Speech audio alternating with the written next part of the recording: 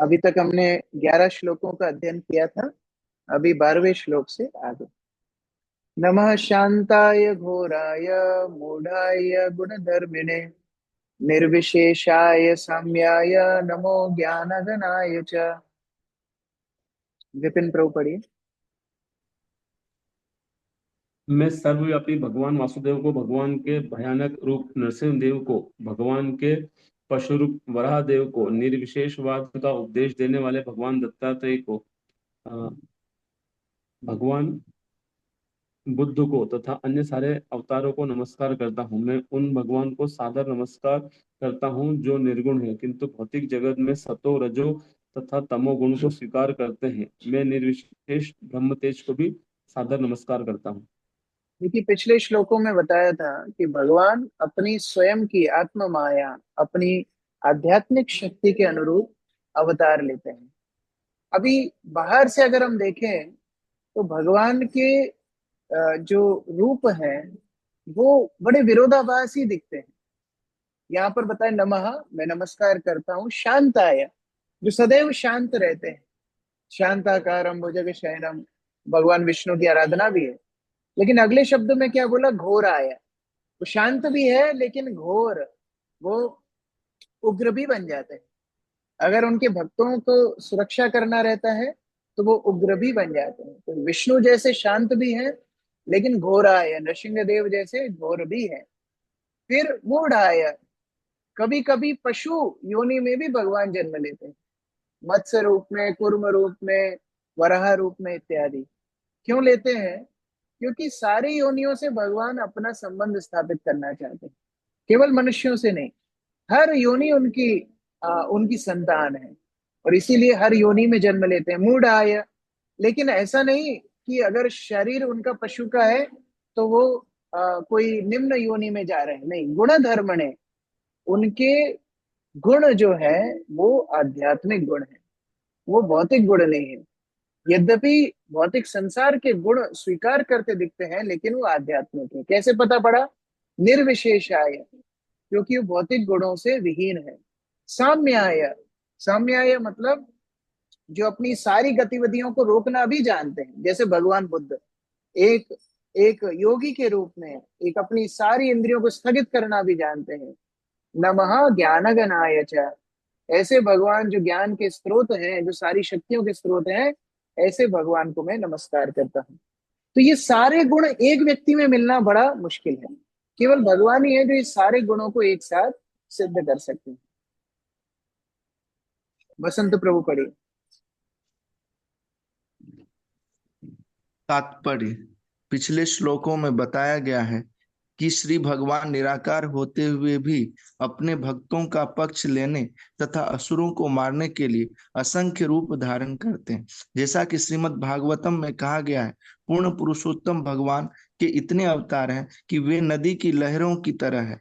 नदी की लहरें निरंतर प्रवाहित होती रहती हैं, जिससे उन्हें गिन पाना संभव नहीं है।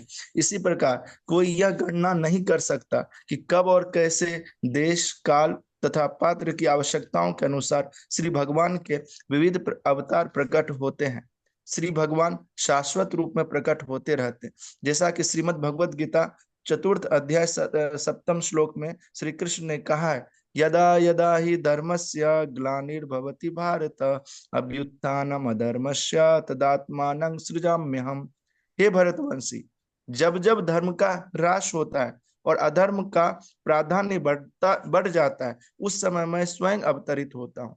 भौतिक जगत में कृष्ण भावनामृत से विपथ होने की संभावना सदा बनी रहती है। अतएव श्री कृष्ण तथा उनके भक्त ऐसी ईश्वर विहीनता को रोकने के लिए विभिन्न रूपों में कार्य करते हैं। जैसे अनंत अनंत समुद्र की लहरें होती हैं, उसी तरह भगवान के अनंत अवतार होते हैं। और मुख्य प्रयोजन क्या है? मुख्य प्रयोजन है जीव का निस्तार, जीव का उद्धार। बार बार माया शक्ति से आवरण जीव के अंदर हो जाता है और भगवान की विस्मृति भौतिक संसार में स्वाभाविक है। इसीलिए भगवान बार बार अवतार लेते हैं, जैसे जीव उनके प्रति आकृष्ट हो सके। तनिष्क प्रभु पढ़िए।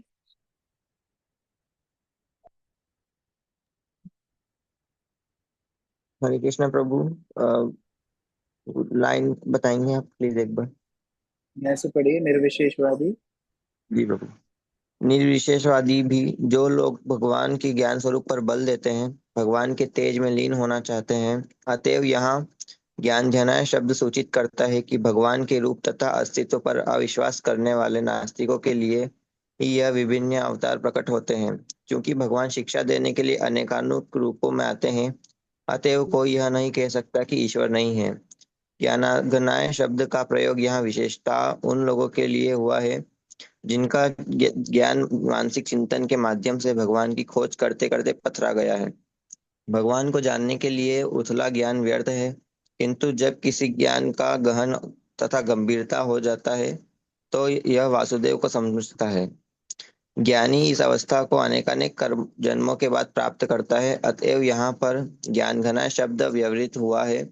शांताय शब्द सूचित करता है कि भगवान वासुदेव प्रत्येक जीव के हृदय में स्थित है, किंतु जीव के साथ कोई कर्म नहीं करते। निर्विशेषवादी ज्ञानी वासुदेव की अनुभूति तभी कर पाते हैं जब वे ज्ञान में पूर्णतया परिपक्व हो जाते हैं। हरे कृष्ण ज्ञान प्रभु। की ज्ञान की चरम सीमा है भगवान का साक्षात्कार। भगवान गीता में बताए हैं, वेदेश्च सर्वे रहमेव वेद्यो वेदांत कृत वेद विदेव चाहम। सारे वैदिक ज्ञान, सारे आध्यात्मिक ज्ञान, भौतिक ज्ञान, सबकी चरम सीमा है भगवान का साक्षात्कार। और ऐसे ज्ञानी जन कई कई जन्म के बाद, बहुना नाम जन्मना बनते ज्ञानवान मां प्रपद्यते वासुदेवम सर्वमिति सा महात्मा सुदुर्लभा। ऐसे ज्ञानी कई कई जन्मों तक ज्ञान मार्ग पर चलते रहेंगे, अंततः ये समझ जाएंगे वासुदेवम सर्वमिति, भगवान वासुदेव ही सर्व शक्तिमान है, सर्व विद्यमान है, सारी सृष्टि के स्रोत हैं। और ऐसा साक्षात्कार करने वाला महात्मा सुदुर्लभ है। क्षेत्राय नमस्तुभ्यं सर्वाध्यक्षाय साक्षिणे पुरुषाय आत्ममूलाय मूल प्रकृतये नमः। सुशील प्रभु पढ़िए। हरे कृष्ण प्रभु जी। मैं आपको नमस्कार करता हूँ। आप परमात्मा और हर एक के अध्यक्ष तथा जो कुछ भी घटित होता है उसके साक्षी हैं। आप परम पुरुष, प्रकृति तथा समग्र भौतिक शक्ति के उद्गम हैं। आप भौतिक शरीर के भी स्वामी हैं, अतएव आप परम पूर्ण हैं। मैं आपको सादर नमस्कार करता हूँ। भगवान को यहाँ पर कई उपमाएं दी जा रही है। सर्वप्रथम क्षेत्रज्ञ। क्षेत्रज्ञ गीता में बताया जाता है, दोनों क्षेत्रज्ञ है, जीव भी क्षेत्रज्ञ है, परमात्मा भी क्षेत्रज्ञ है। क्षेत्र है शरीर, शरीर की गतिविधियां जानने वाला जीव भी है, लेकिन वो केवल अपने शरीर की गतिविधि जानता है। लेकिन भगवान क्षेत्रज्ञ है, सारे शरीरों की गतिविधि जानते हैं, सारे भौतिक संसार, आध्यात्मिक संसार की गतिविधि जानते हैं। और यहाँ तक हमारे शरीर की सारी गतिविधि हमें नहीं पता होती। कई बार कोई रोग होता है, कोई व्याधि होती है, हमें पता नहीं पड़ता, बाद में रिपोर्ट में निकलता है। लेकिन भगवान को हमारी सारी हिस्ट्री, ज्योग्राफी, फिजिक्स सब पता होता है, इसलिए भगवान क्षेत्रज्ञ है। जैसे मानो गजेंद्र भगवान को बोल रहा हो, ये भगवान जिस पीड़ा में मैं हूँ उसको केवल आप ही समझ सकते हो और कोई नहीं समझ सकता, क्योंकि कौन हो आप? क्षेत्रज्ञ हो। कई बार हम लोगों को अपनी परिस्थिति समझाने का प्रयास करते हैं कि हमारा हम पे क्या गुजर रही है लोग समझ जाए, वो नहीं समझ सकते, क्योंकि वास्तविक क्षेत्रज्ञ कौन है? भगवान है। वही केवल हमारी सारी परिस्थिति समझते हैं। इसलिए केवल भगवान के सामने ही वो अपेक्षा रहनी चाहिए कि हमारी परिस्थिति को भगवान समझे। नमस्तुभ्यम, भगवान मैं आपको नमस्कार करता हूँ जो सबकी परिस्थिति को समझते हैं। सर्व अध्यक्षाय, और ऐसा नहीं कि सबकी परिस्थिति समझते हैं और बेचारे लाचार हो, नहीं। अध्यक्षाय, सारी प्रकृति आपकी अध्यक्षता में चलती है। अध्यक्ष शब्द का मतलब है अध अक्ष। अक्ष मतलब आंखें, आंखों के इशारे से जो काम करा दे उसको बोलते हैं अध्यक्ष। उसको बोलने की भी आवश्यकता नहीं है, उसको चिल्लाने की आवश्यकता नहीं है, उसको किसी को दंड देने की आवश्यकता नहीं है, केवल आंखों के इशारे से काम करा दे उसको बोलते हैं अध्यक्ष। तो वास्तविक अध्यक्ष कौन है? भगवान वास्तविक अध्यक्ष है। सर्व अध्यक्षाय, सभी प्रकृति, जीव, सारे अवतार इत्यादि देवता, सबके अध्यक्ष भगवान है। और साक्षिणे, वो भगवान परमात्मा रूप में, साक्षी रूप में हमारे हृदय में भी बैठे हुए हैं। पुरुषाय, वो भगवान जो सभी प्रकृति के भोक्ता हैं। आत्म मूलाय, जो सभी के मूल स्रोत हैं। मूल प्रकृति, हम लोग कई बार बोलते हैं प्रकृति के माध्यम से सब कुछ हो रहा है, लेकिन मूल प्रकृति कौन है? वो प्रकृति के भी जड़ कौन है?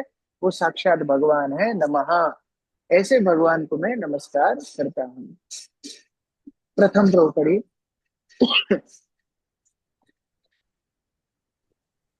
भगवत गीता 13.3 में भगवान कहते हैं, क्षेत्रज्ञम चापि माम विद्धि सर्वक्षेत्रेषु भारत। हे भरतवंशी, तुम्हें यह समझ लेना चाहिए कि मैं सारे शरीरों का ज्ञाता भी हूँ। हम में से हर व्यक्ति सोचता है मैं यह शरीर हूँ या यह मेरा शरीर है, किंतु वास्तव में सच्चाई इससे भिन्न है। हमें ये शरीर परम स्वामी द्वारा प्राप्त है। जीव जो कि क्षेत्रज्ञ भी है, शरीर का एकमात्र स्वामी नहीं है। शरीर का वास्तविक स्वामी तो भगवान है, जो परम क्षेत्रज्ञ है। उदाहरणार्थ, हम किराए का मकान लेकर उस मकान में रह सकते हैं, किंतु इस मकान का असली स्वामी तो मकान मालिक होता है। इसी प्रकार हमें भी किसी एक प्रकार का शरीर मिलता है, जिससे हम इस भौतिक जगत का भोग कर सकते हैं, किंतु इस शरीर का वास्तविक स्वामी तो भगवान होते हैं। वह सर्वाध्यक्ष कहलाता है, क्योंकि इस भौतिक संसार में सारी वस्तुएं उसी की अध्यक्षता में कार्य करती हैं। इसकी पुष्टि भगवत गीता में की गई है, जहाँ भगवान कहते हैं, मया दक्षेण प्रकृति सुचरित चराचर। हे कुंती पुत्र, यह प्रकृति मेरी अध्यक्षता में कार्य करती हुई सभी चर तथा अचर प्राणियों को उत्पन्न करती है। प्रकृति में न जाने कितनी तरह के जीव प्रकट होते हैं, जिनमें जलचर, पेड़ पौधे, कीट, पक्षी, पक्षु पशु, मनुष्य तथा देवता। प्रभु थोड़ा स्क्रॉल, सम्मिलित है। प्रकृति माता है और भगवान पिता है। हम जिस प्रकार से बिना बिना पिता के माता संतान उत्पत्ति नहीं कर सकती, उसी तरह बिना भगवान के दृष्टिपात के प्रकृति कोई कार्य नहीं कर सकती। इसलिए यहाँ पर मूल प्रकृति कह करके भगवान को संबोधन किया गया है। आपकी अध्यक्षता में सारी प्रकृति काम करती है। तो वास्तविक क्षेत्रज्ञ, वास्तविक प्रकृति के स्रोत, वास्तविक पुरुष कौन है? भगवान। रीना माता जी पढ़िए।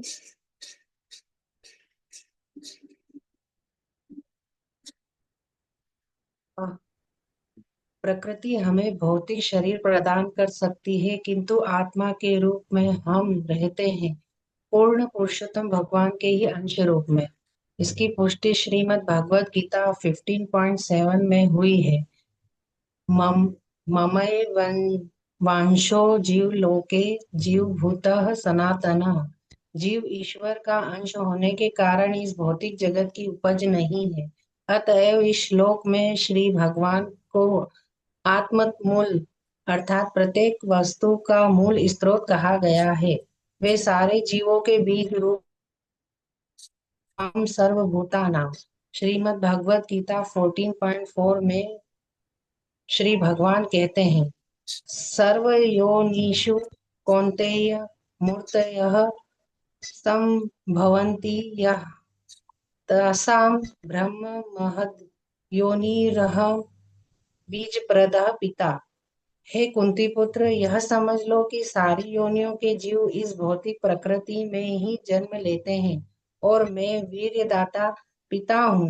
पौधे, वृक्ष, कीड़े, जलचर, देवता, पशु, पक्षी तथा अन्य सारे जीव श्री भगवान के पुत्र या अंश हैं, किंतु भिन्न भिन्न मानसिक प्रवृत्तियों के साथ संघर्ष करने के कारण उन्हें भिन्न भिन्न प्रकार के शरीर मिलते हैं।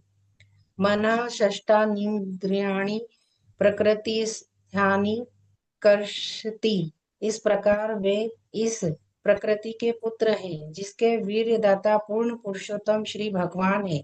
इस भौतिक जगत में प्रत्येक जीव अपने अस्तित्व के लिए संघर्ष कर रहा है और जन्म मृत्यु के चक्र से एकमात्र मोक्ष या छुटकारे की विधि है पूर्ण आत्मसमर्पण। इसका संकेत नाम नमः शब्द से मिलता है।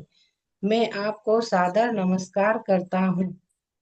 देखिए भक्ति कितनी सहज हो जाएगी, कितनी सरल हो जाएगी अगर भगवान से संबंध हम स्थापित कर लेंगे। और वो भगवान जो हम सभी के स्रोत है, कितना सरल है उनसे संबंध स्थापित करना। क्या हमें माता पिता से बातचीत करने के लिए बहुत प्रैक्टिस करनी पड़ती है? कभी नहीं, क्योंकि वो हमारे माता पिता हैं। वो संबंध इतना स्वाभाविक है कि उसमें बातचीत करना, व्यवहार करना, आदान प्रदान करना बड़ा सरल है। उसी तरह भक्ति सरल हो जाएगी अगर हम हमारा संबंध भगवान के साथ जान लेंगे। इस तरह बहुत सुंदर प्रार्थना है गजेंद्र कर रहे हैं। लोग संख्या 14 से कल पाठ करेंगे। और मैं विशेष तो धन्यवाद देना चाहता हूँ। बहुत भक्त अभी वीडियो ऑन करके पुस्तक लेकर के पढ़ रहे हैं। इसी तरह अगर हम लोग अध्ययन करेंगे तो प्रभुपाद की कृपा से भागवत के अंदर प्रवेश कर पाएंगे। इस कोर्स का नाम है भागवत प्रवेश। अभी 2-2.5 साल से कर रहे हैं, प्रवेश हो नहीं पाया हमारा। जब प्रभुपाद कृपा करेंगे तभी हम लोग प्रवेश कर पाएंगे। इसलिए हमें अपना बेस्ट करना है, सिंसियरिटी से अध्ययन करना है, और उससे हमारे ऊपर प्रभुपाद की कृपा वर्षित होगी। हरे कृष्ण। ग्रंथराज श्रीमद् भागवतम की जय। जगत गुरु श्रील प्रभुपाद की जय। समवेत भक्त वृंद की जय। गौर प्रेमानंदे हरि जय।